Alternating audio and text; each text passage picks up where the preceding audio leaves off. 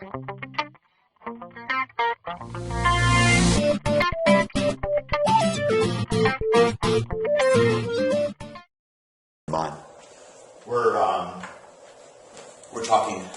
getting ready to go to Legoland, actually.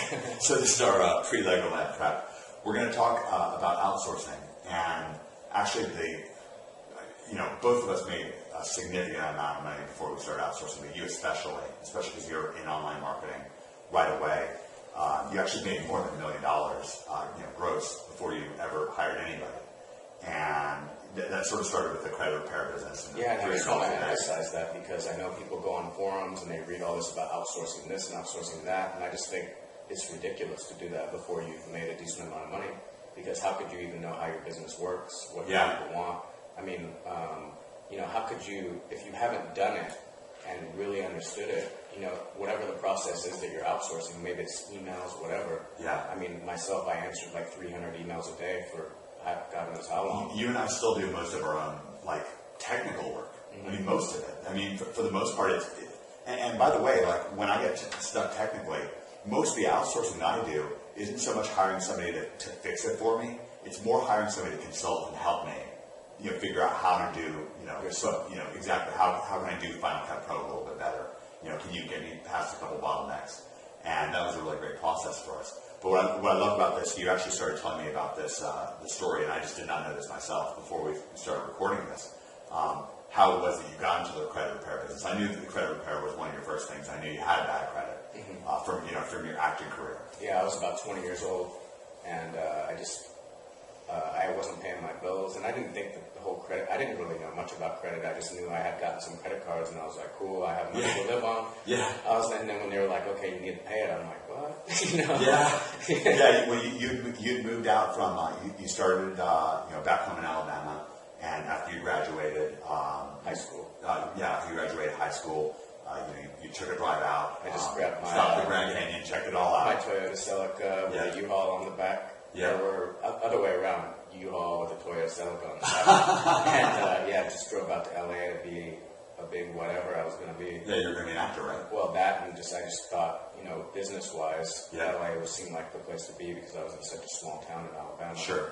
And so I just came out just super green, thinking, it's one interesting story is I rented my apartment before I moved out. Yeah. So I already had one lined up here that I had, or in LA that I hadn't seen. So and it was like $500 a month, and I was thinking, wow, that's a lot of money because in Alabama it was like 100 or two would get you a decent apartment back then. So 500 was like stretching. That'd be sick. Yeah. But I had saved up, and my mom helped me. I had about $5,000 in my pocket, so I was like ready to go. Yeah. And so I rented this apartment for $500. So I'm driving I'm driving to my apartment and sitting through LA traffic for a few hours, and I'm almost there, and I'm looking around, this doesn't look so good. And so I pull up to where I'm supposed to live, and I'm like, this can't be right. I mean, it looked like gangbang central, wow. These guys are out on the stoop of my building, and it looked like they all probably had guns or whatever. And I was just freaking out. Yeah. And I was You're I thought I left that behind. So I go in, and they all look me up and down as I walk in, because basically I'm the only person that looks like me there. Yeah. So I go in, and I go up to what's supposed to be my apartment with the lady, and she opens the door, and I'm looking next door where the door is wide open to the next apartment. And the guy's just punching his wife in the head. Yeah, because she was getting smart with her. And I was like, goodness, it's horrible. I was like, I gotta get out. Yeah, peace out. Yeah. And later on, they ended up, that was one part of my bad credit. They ended up charging me for 2 or 3 months rent, saying that I lived there, when really it was the landlord's friend had lived there under my name. Oh my God. Yeah, so it's kind of a little bit of identity. Well, and you know what? I really appreciate that, because the implication constantly with we've talked about this a lot. The whole credit situation is one big fat guilt trip. It's like, pack your bags, we're going on a guilt trip. And it's a bunch of BS. Yeah, because the calls. What do you mean you can't pay? Blah, blah, blah. Right. And it's some guy who probably can't pay his own bills is calling you, and he's taking it out on you. Right. Well, and the point is, it's completely lost in the shuffle is situations like that where you're getting utterly screwed. Just because somebody reported you. So often, back when I was going through my bad credit stage, when I got out of the store and we had all these debts, I wanted to get the names of the people who were reporting me and just report them for things. Like there was this one time when Sprint just charged us like $2,000 for at $5 a minute for local calls because we were on the casual rate. It was one of the craziest things I've ever seen. And the guy who I was on the phone with, I was like, "This is inhuman. What are you even talking about?" And he's like, "Hey man, you do the crime, you do the time."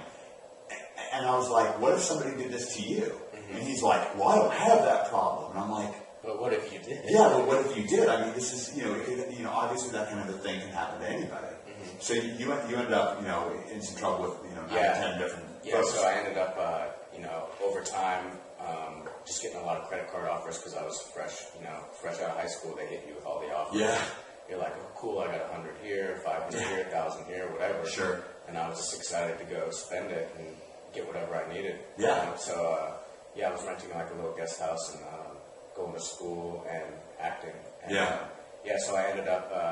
When you say going to school, you were going to acting school. That, and I was going to college. Community college. Yeah, community college for acting. Yeah, okay, right. So I kind of wanted to point that out because you weren't like some general studies thing. No, I'm not into general studies at all. It was all theater and actually like one PhD class. Right, great. And these are all things that actually ended up directly applying to our careers now. I mean, one of the things that's been great with you with live video is just your sensibility for things. When we've had to hire actors and stuff like that, you deal so well with them. The actor for the rich shirt, you had such a great relationship with them because you understand what it's like. Mm-hmm. You've been, that actor who had no idea what was going on. Some directors just barking out orders, and you're like, "What?" Yeah. So I ended up, I guess it's like when you don't pay for like 90 days, they start really harassing you, and then you get what's called a charge off, where they charge off the debt. Yeah. And they just claim it as a bad debt. And then they sell it to somebody else. A collection agency at like 40 cents on the dollar or whatever. Right. And then a collection agency just bombards you. Yeah. They just won't leave you alone. So. Yeah. And at that point, it's utterly disconnected. The collection agency, they don't care whatsoever what you did, whether it was right, whether it was wrong. You could be getting completely screwed over, and they will not care at all. Like you said, you're getting charged for the landlord putting their buddy in for 3 months, and the collection agency, as far as they're concerned, that's all on you. Right. Yeah, so I had a lot of work to do as far as fixing my credit if I wanted to, and so I looked online for a lot of information, and I found some information about letters you could write and this, that, and the other, but I decided, why don't I just go look at the exact laws? Fair Credit Reporting Act. It's like, I don't know how many pages, but I just kept reading the whole thing. How many pages did you estimate it was? A couple hundred? Maybe 800, I don't know. Okay. So it's like a bill or a law or whatever. It's just there. Yeah. You can read it. It's official. It's from But by the way, when everyone recently started freaking out about the new testimonial laws, Dave Mills and I just sat down and we went through them, and just so you know, it's our opinion, and this is just an opinion, but that almost everyone who's freaking out about them right now, they're dead on. Like, the laws are not saying what folks think that they're saying. They're not targeted at small business people, the changes in the testimonial laws. And it took me like 45 minutes to read it, and it was just a matter of like, sometimes we just read something, or look, and we've talked again and again about this idea of looking things up on Google, going into forums, finding the answer. And so often, it's the intimidation that keeps us from looking for the answer. Right. But once we find it, we're like, "Oh my gosh!" I was just amazed at all the credit repair guides I read, and none of them had obviously read the actual law itself. And they're not even citing the law. No. Let's do it in your first info product where you actually cite the law. Yeah, it was like section 623. It must have been sick for people because they're like, it's right here, clear as day. It was basically the thing was, if it was a loophole, I could dispute the debt, even if I know it's mine. I can dispute it with you're the bill collector or debt collector. I dispute that. Okay. Never mind. You're like, well, prove it to me, blah, blah, blah. And I'm like, I don't have to do anything. You have to investigate. The onus is on me, of course. You have to investigate. And guess what? You have 30 days to do that. Nice. But after that 30 days is up, you are required by law to put on my credit report, disputed by consumer. Right. You have to put that phrase. And they never did it.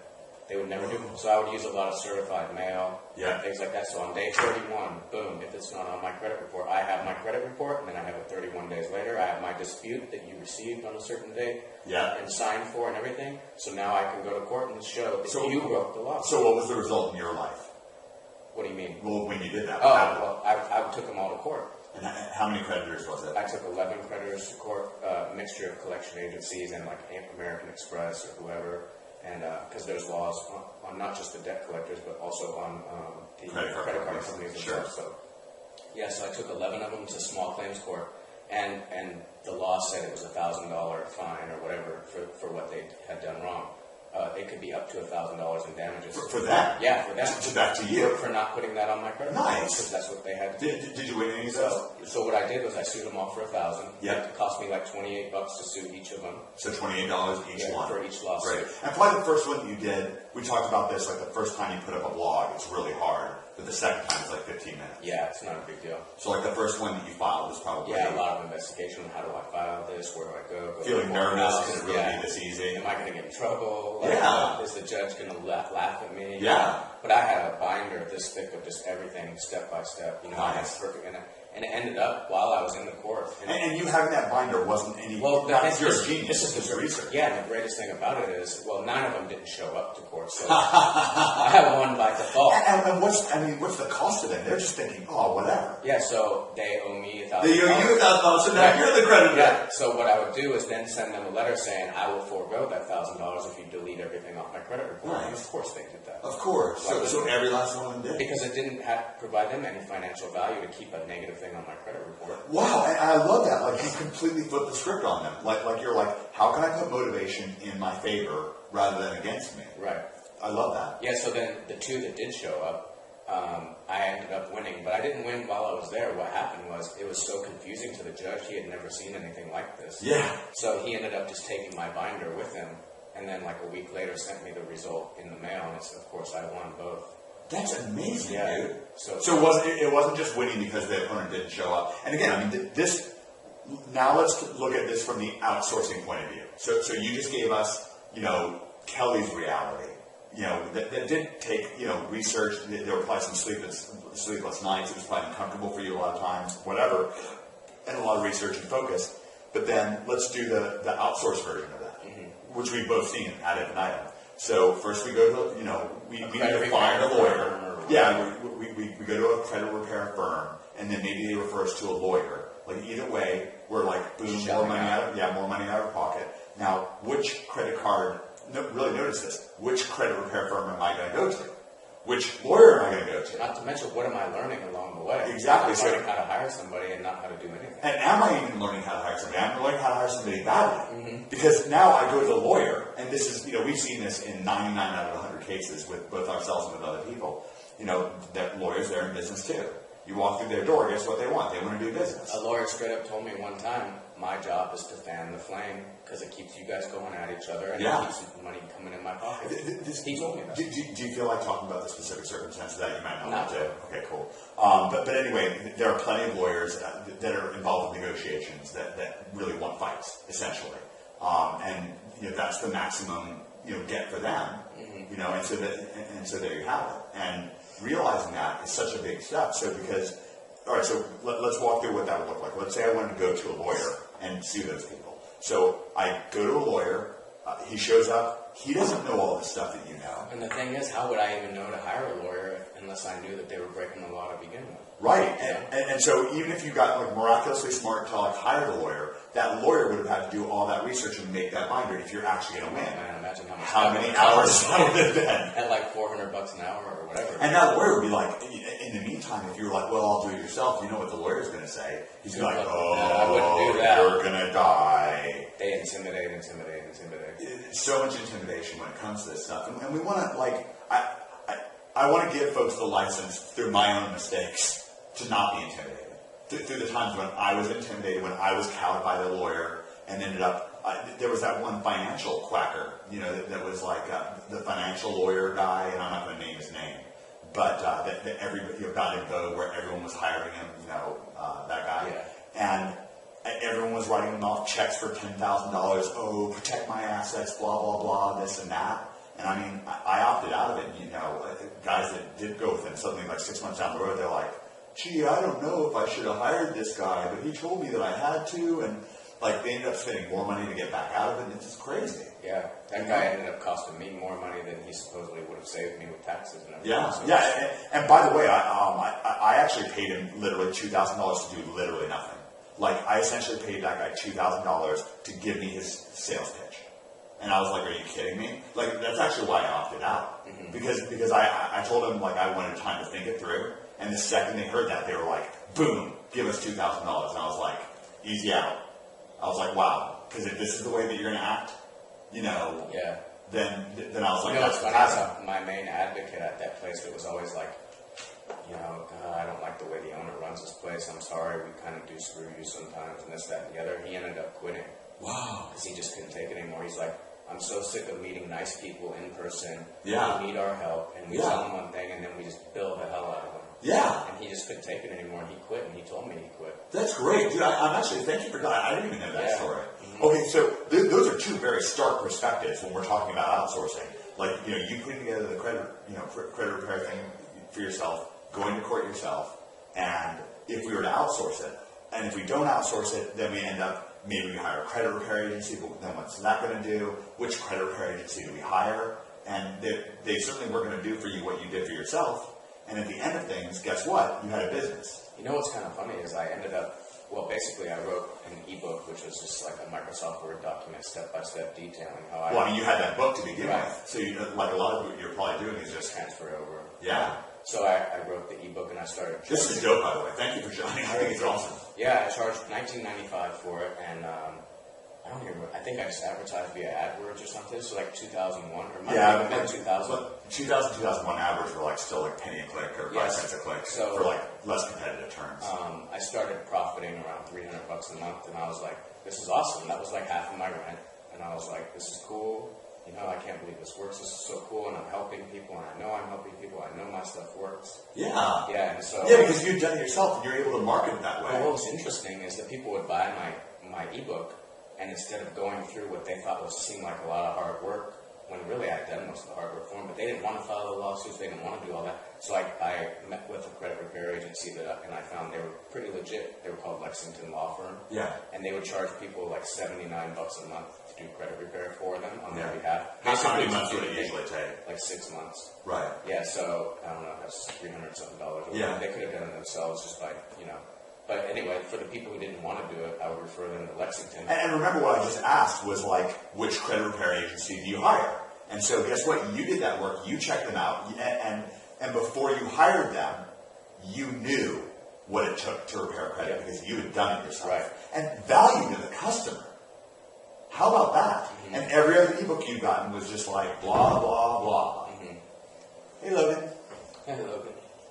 So I went and I met with Lexington. Hey, Logan, do you think you could go sit on the couch for a minute? We're just doing a little video right here. See the camera right there? See the camera? Do you understand? Should I take him back in the other room? Yeah, why don't you take him over to the other room? Come on, let's come in here and see what's on. Grab your drink. Can you grab your drink? Drink? Can you get your drink, please? Okay, come on. Give me his door over.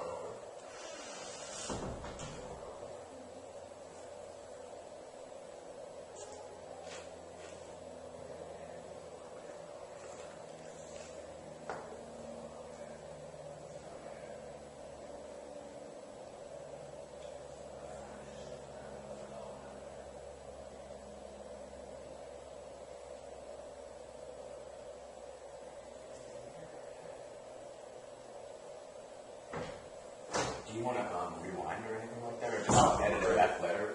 Yeah. Just whatever. Yeah. Okay. So Dora had ended, and I had to put on a new episode of Dora. Awesome. Okay. Awesome. So where were we at? We were at. I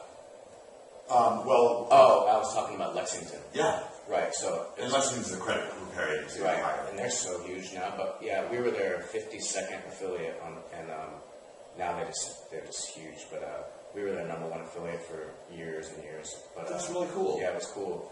And they were probably like really helping a lot of people, which is great. I think they sent us about $2 a lead, something like that. So you're selling pay per lead rather than originally it was like $52 pay per sale, and then it was $2 per lead, whichever was higher. Sure. And the $2 per lead usually worked out better for us. Cool. So it was just interesting to me how many people would opt to work with Lexington instead of just following the exact steps that I had told them. But that's just people. Well, and I got to say that the nice thing about that is at least they still have the book. They have the option. And they have the option, and they can at least have the peace of mind of like reading the book and knowing what Lexington is doing there's at least something there to it. And the book led them to Lexington, which is great. I mean, because there's 1,000 credit for every one credit repair agency that might help you. There might be 1,000 that are going to screw you over, and not because people are black-hearted or anything like that, but just because, well, for one thing, we talked about this before.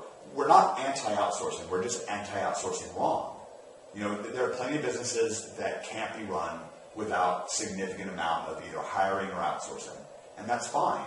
But I just think it's important to wait until you get to a threshold where you just possibly can't grow or do any more unless you have help. Yeah. What if one of the things we'll talk about nightmares, but one of the things I want to do is also talk about success stories, because we have had some success stories. Well, I just want to finish one thing about the credit business. So I was doing $300 a month. Yeah. And I was, like I said, I was stoked, and I was probably just referring a few leads here and there to Lexington. It was no big deal, but all of a sudden, some company came out of nowhere called Virtuamundo. They were a list broker of some sort, and I didn't know anything about email marketing or anything. They came to us. They said, we have 12 million people on our list, and we can send them anything we want. They came to you. They found your particular business, the credit repair business. Kind of like CPA guys will go out and try to find people who they think would be good. CPA is what? Cost per action. Okay, and what is a CPA guy? So like like an offer on Commission Junction maybe pays out $32 per sale of, let's say, a TV. Okay, great. So they'll find somebody who has a website about TVs, and they'll come to you and be like, hey, put our banner on your site, and we'll give you $30. And the upside for them is that when you're making sales, like they're using your traffic. Right.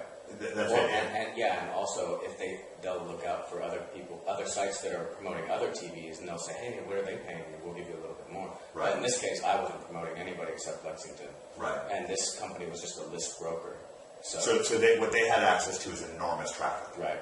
Okay, and so at that point, and really notice this is going to happen a lot. Folks, there are plenty of folks out there that do have either a little bit or a lot of traffic, and they have no content. Right. And that's one of the real advantages that folks watching this video, like there's, we're going to have a lot of value. When you have a nice product, it turns out people want to send people to it. Yeah. Yeah. So they came to me and said, we have 12 million people. We see that you sell your ebook for $20. We'll mail it out for you. An offer will help you create an email and send it out to our 12 million people. You split the profit with us. And I was like, yes. And now, by the way, notice, like we say, yes, but I don't want to be arrogant about that. There probably was a time in my life when I would have been like, wait a second. Yeah, what's this all about? Yeah, like, whoa, make it 60% for me, or like trying to drive a hard bargain. And people like that, they really get a chance they're just like, all right, peace out, buddy. Yeah, so what happened was, overnight, it was just the craziest thing. I checked the stats the next day, and it was $90,000. What? Yeah, so we had. So in one day you made $45,000.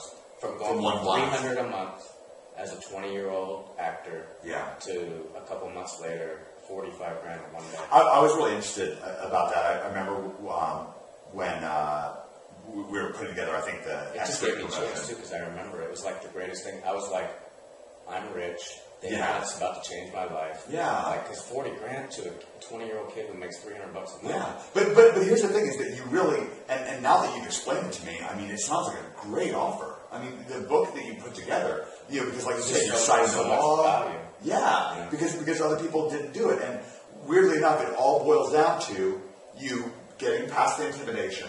And we've talked about how to get past intimidation. It's such a critical thing. We don't pretend like there's nothing. But you got past the intimidation and got down to the core building block. Well, it takes a lot, yeah. I mean, a 20-year-old kid going into court and a representative from American Express that's next to you. Yeah. It's pretty nerve-wracking. Yeah. Yeah, exactly. There's a lot of intimidation. And we've talked about this idea of if we're a chef, if we're a great chef, and we want to make a great recipe, we have to start with the right ingredients, and then we process them, and then we get the recipe. Then we get the final meal. Well, everyone else was starting with their ingredients that they were starting with for their credit repair ebooks were probably reading other people's ebooks and blah blah blah. But the point is that your core ingredient was the law, the 100-page law. That you're like, well, I may just be a 20-year-old punk kid, but luckily I'm literate, and I just kept saying, yeah. I remember they wanted to talk to me. The other side wanted to talk to me and settle before the case even happened. And I was like, no, because I'm right, and I Yeah. know I'm right. Yeah. You know, it's, Right, I they was wanted like- to settle. It's so great. I was like, I'm not disputing this. Yes, I did not pay. Yeah. You're right, but you broke the law, and this is a totally separate subject. If you want to sue me for not paying, that's a whole other case that we'll deal with in another time. Yeah. But right now, you're on trial. Right. Not me. I love that. And by the way, one of the most profound experiences, business experiences of my life was when a week before a major $250,000 court case, I was having a dispute with my old ex-business partner. David Mills looked through he read the law, and he looked through things and advised me to fire my lawyer. That he was going to learn the law. He said, fire your lawyer, go to Barnes & Noble, buy me a couple do-it-yourself law books. I'll go through those. We were actually in the middle of launching one of our magic, kind of our most major magic launch that we ever did. Mm-hmm. And he was like, Mike, we're kind of, in a time crunch here. We need to pay the bills, blah, blah, blah. He was like, you get the launch ready. I'll learn the law, surrounding this kind of thing. And all that meant was like reading the law. Right. And kind of outlining things for me. And he's like, I will teach you how to represent yourself. You will represent yourself, and you will win.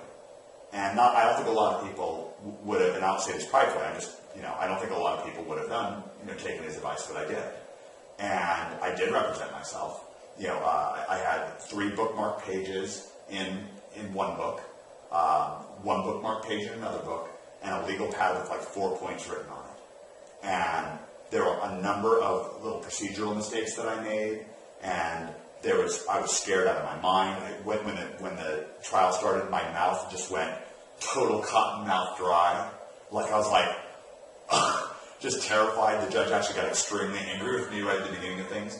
But guess what? I won. And it changed my life. Yeah, it's just interesting once you just know you got it right, no matter what the intimidation is.